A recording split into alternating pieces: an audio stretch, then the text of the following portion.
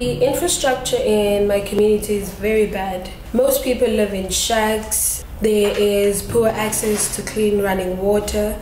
Kids are introduced into gangs at a young age of 11.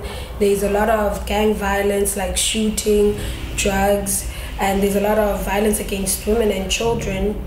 Parents are often unemployed, meaning there's no income in the household, and a lot of children drop out of school. My name is Annelisa. I am a 25-year-old. I am a senior Ways for Change coach and a mentor to children in my community where over 1 million people live. My community is very overcrowded. I have grown up surrounded by violence and faced adversity myself. I know the impact that this has on children when they are growing up here. Access to mental health services is very low in Khayelitsha. At Ways for Change, we work with teachers, social workers, and community members to tackle stigma. We talk about the impact of stress and trauma on the way we behave and learn. I am very passionate about changing attitudes in my community, as most people still think mental health is about being cursed or bewitched. There is not even a word for depression in my language. It's a curse. This community referral network I helped build then used the indicators we share to refer children most in need of support. Most referrals come from schools in the most underserved areas. We work with children who have experienced repeated trauma like rape, domestic violence, and drugs like tech being used at home. These children are referred by local hospitals, clinics, and social workers.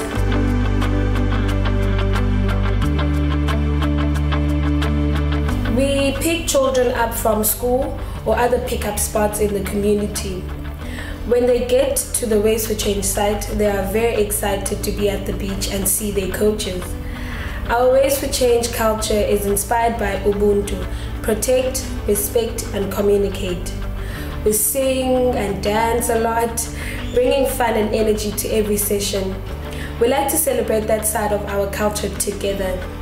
Children from my community are looking for a sense of belonging, a tribe for them to be part of. Activities like surfing are difficult, but allow everyone to take part at their own level.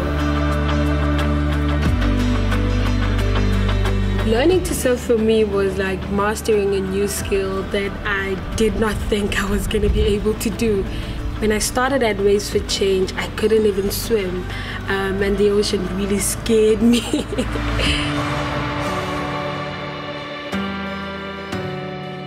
When I'm in the water or on the board, I tend to focus on the paddling, the staying in the right position on the board, but I fall off all the time.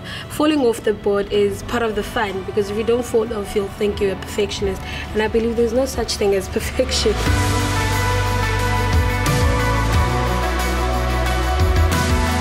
I see the waves like the challenges in my community. These challenges will either eat you up and spit you out, or you will learn to ride them. At Ways for Change, we just use surfing as a hook to give children a safe space and safe adults.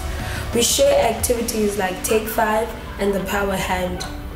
These help them to self-soothe, gain control of strong feelings, and think before they act. They can use these tools at home and at school, but they first practice them at the beach. Surfing helps children to regulate their emotions. It gives them another option from joining a gang and helps them to feel better about themselves.